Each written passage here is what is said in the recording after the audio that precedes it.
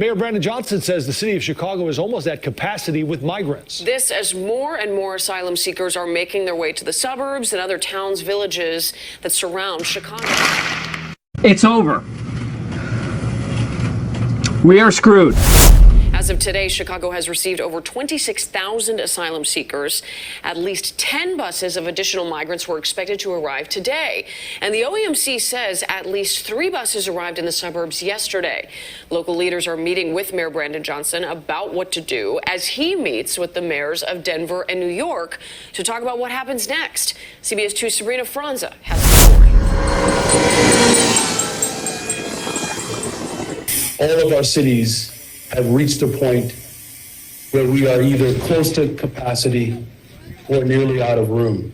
Almost at capacity. Without significant intervention from the federal government, this mission will not be sustained. Still, migrants continue to make their way from buses onto Metra and into the city. At least 19 buses that they know of. We called around and asked towns, villages, places outside the city how many buses they've received. Plotted them on this map. Buses are stopping as far as Kankakee. When we counted, we found at least 28. Arriving not just in the city of Chicago, but surrounding communities as well.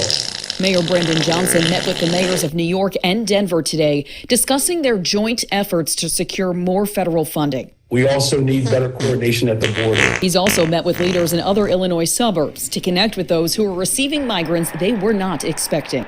Literally dropping families off in the middle of nowhere. I don't think anyone was prepared for the enormity. Elizabeth Scott is the village manager of the Village of University Park. She reports at least 15 buses that have stopped in her village since Friday. About 130 families made the decision to stay there. We're trying to absorb as many as we can. However, being a small community, we just don't have all the resources that we need. Worse, one bus actually dropped people off in the middle of a cornfield. And they're walking down the street, toddlers with no coats. The city anticipates over 10 buses will arrive today. No one knows where. By the time we get word, it's really us at that point trying to be reactive instead of proactive. Sabrina Franza, CBS 2 News.